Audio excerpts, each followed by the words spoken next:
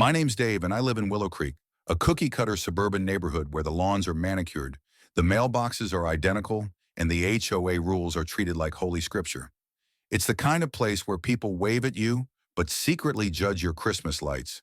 I'm just a regular guy, mid-40s, married, two kids, and a dog that barks at squirrels. I've always tried to be a good neighbor.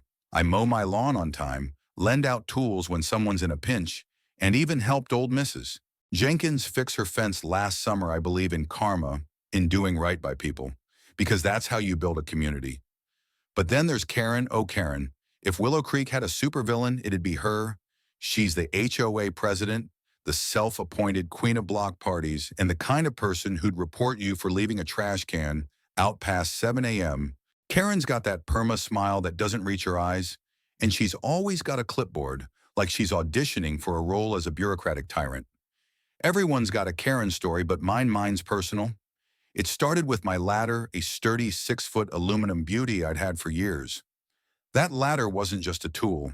It was a symbol of my willingness to help, of the kind of neighbor I tried to be. And Karen, she took it. It all began one Saturday when I noticed my ladder missing from the garage. I'd used it the week before to clean my gutters, so I knew it hadn't wandered off on its own. I asked my wife, my kids, nobody had touched it. Then I saw it clear as day leaning against Karen's house across the street. She was up there fiddling with her roof tiles using my ladder. Without so much as a text, I marched over, figuring it was a misunderstanding. "Hey, Karen," I called, "that's my ladder. Mind if I grab it back?" Her response, a scoff. "Oh, Dave, relax. I just borrowed it. HOA business, you know? I'll return it later." Later never came. Days turned into weeks, and every time I asked, she'd dodge me with excuses. "It's in my shed," or "I'm still using it for the community." The community, she was using my ladder to hang her tacky Halloween decorations for the HOA's Best Yard contest. The nerve of this woman was unreal. Then came the shocker.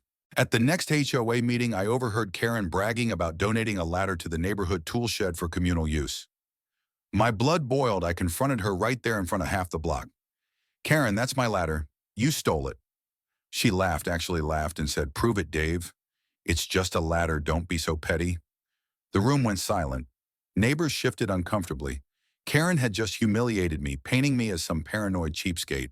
I felt my face burn, but worse, I felt betrayed. I'd lent tools, helped neighbors, built trust, and she'd spat on it. That was the moment I knew this wasn't about a ladder anymore. It was about honor. I wasn't going to let Karen win. She thought she could bully me into silence, but she'd underestimated me. I started plotting. First, I needed proof. One evening, I noticed Karen's shed door was ajar while she was at yoga class. I didn't snoop, okay? Maybe a little, but I snapped a quick photo of my ladder, unmistakable with its red paint scratch from a DIY project gone wrong. That photo was gold. Next, I did some digging. Turns out Willow Creek's HOA had a strict policy on lost or stolen property. If you reported a missing tool and provided evidence, the HOA could find the culprit and ban them from community privileges. Perfect. I filled out a lost tool report, attached my photo, and submitted it to the HOA board, making sure to request a public review at the next meeting. I wasn't just getting my ladder back, I was going to make Karen squirm. The meeting was electric.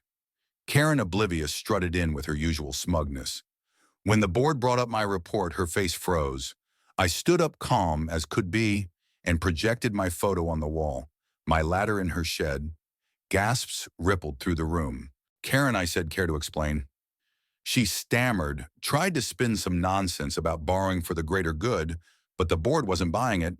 They fined her $200, banned her from the tool shed for a year, and best of all, made her return my ladder on the spot. The look on her face, priceless. She dragged that ladder across the room, red-faced, as neighbors whispered and stared. Karen's reign of terror took a hit that night. Word spread, and suddenly people weren't so quick to bow to her clipboard. Me, I got my ladder back. But more importantly, I got my dignity. I didn't gloat. Okay, maybe a little, but I made a point to stay true to who I am. The next weekend, I lent my ladder to Mrs. Jenkins for her gutter repairs, no questions asked. That's what neighbors do. We help, we share. We build something better than Karen's petty power trips. The cherry on top, a week later, I got a call from the HOA. Karen had accidentally submitted a photo of her own shed for the Best Yard contest. Yep, the same photo I'd used with my ladder front and center. The board disqualified her for falsifying evidence. I laughed so hard I nearly fell off my ladder. Karma's real, folks, and it's got a great sense of humor. The end.